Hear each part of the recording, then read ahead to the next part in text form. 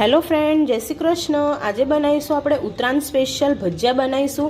जेना माटे हूँ अहींया आगळ चनानी दाळ अने छोतरावाળી मगनी दाळ मैं पानी में पलाळीने 5 થી 6 कलाक माटे रहेवा दीधी थी अने मैं एने सरस धोई लीधी छे।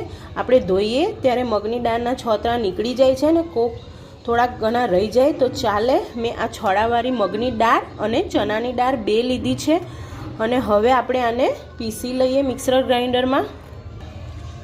અને હવે આપણે આને મિક્સર ગ્રાઇન્ડરમાં પીસી લઈએ અને આપણે બહુ પીસવાની નથી, થોડી દરદરી રાખવાની છે, થોડી આખી આખી રે એ રીતના રાખવાની છે આપણે। એટલે મિક્સર ગ્રાઇન્ડર આપણે બંધ ચાલુ કરતા જઈશું અને પીસી લઈશું। આમાં આપણે પાણી પણ નથી નાખવાનું અત્યારે।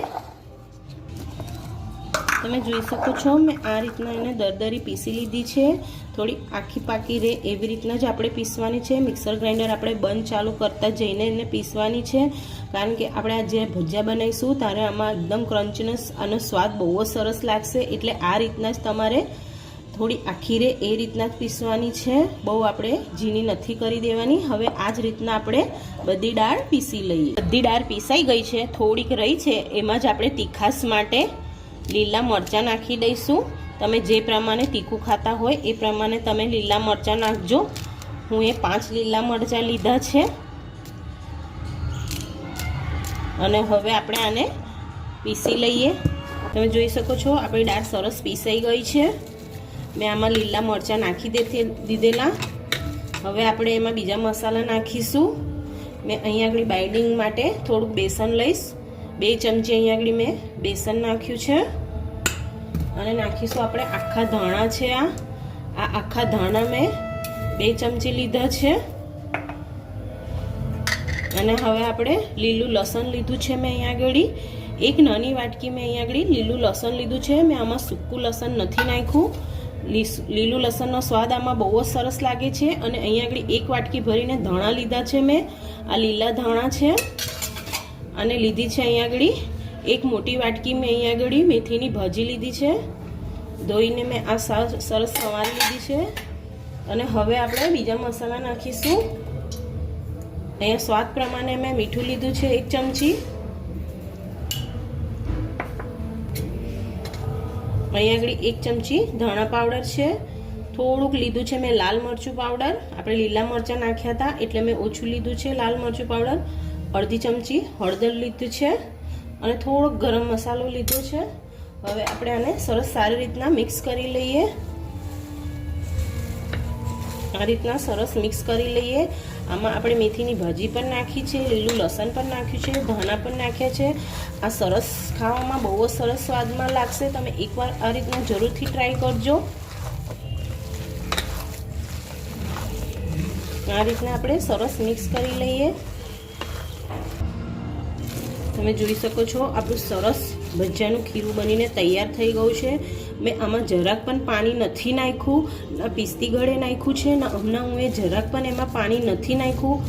આપણે જે દાળ પીસીએ એમાં થોડું ઘણું પાણી રહી જ જાય છે, એ જ આવી જાય છે। અને મેં આ દાળ કરકરી વાટી છે, ઝીણી એકદમ નથી કરી। આ જ રીતના તમે બનાવજો તો તમારા ભજીયા એકદમ સરસ બજાર જેવા એકદમ ક્રિસ્પી લાગશે ને એકદમ સરસ સ્વાદમાં લાગશે। मैं गैस चालू कर दीधो तो अने तेल गरम करवा मूकी दीधुं हतुं। आपणुं तेल गरम थई गयुं छे। हवे सरस आपणे भजियाना उतारी लईए।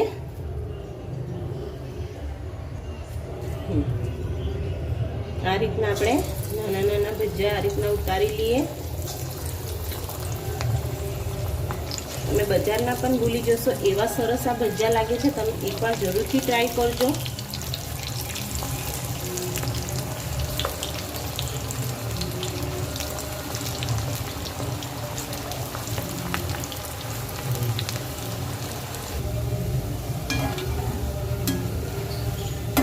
આપણે એને તળી લેવાના છે।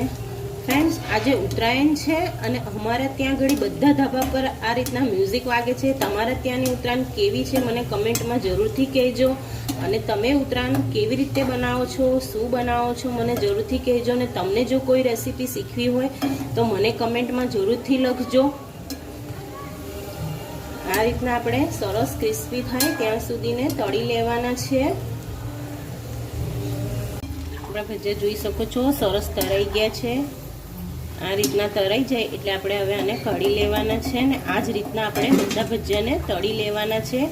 આ ચણાની દાળ ને મગની દાળના ભજીયા બહુ જ સરસ લાગે છે। તમે આ રીતના એકવાર જરૂરથી ટ્રાય કરજો। હવે આપણે આ જ રીતના બીજા પણ તળી લઈએ।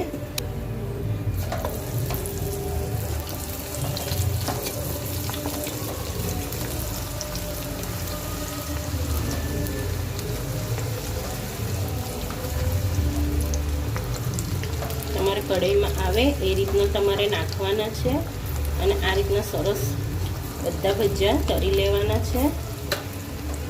હવે સરસ આપણા આ પણ તળાઈ ગયા છે। હવે આ પણ આપણે કઢી લઈએ અને આ જ રીતના આપણે બધા ભજીયા તળી લઈએ। તમે જોઈ શકો છો આપણા બધા ભજીયા સરસ તળાઈ ગયા છે ને એકદમ ક્રિસ્પી થયા છે। તમે જુઓ ખાવામાં પણ એટલા જ ક્રિસ્પી લાગે છે। તમે આ એકવાર જરૂરથી ટ્રાય કરજો। તેના માટે મેં મરચાં શેક્યા છે સરસ મજાના। અહીંયા આગળ મેં કઢી બનાવી છે। તમે આને દહીં જોડે પણ ખાઈ શકો છો, ચટણી જોડે પણ ખાઈ શકો છો। મેં કઢી બનાવી છે અને મરચાં તળેલા છે। તમે આ એકવાર મેં બતાવ્યું એ પ્રમાણે જરૂરથી ટ્રાય કરજો, તમને બહુ જ સરસ લાગશે। અને જો તમને આજનો મારો વિડીયો ગમ્યો હોય તો મારા વિડીયોને લાઇક કરી મારી ચેનલને સબસ્ક્રાઈબ કરી લેજો અને તમારા ફ્રેન્ડ સાથે શેર કરજો। ફરી મળીશું એક નવા વિડીયો સાથે। ત્યાં સુધીને જય શ્રી કૃષ્ણ।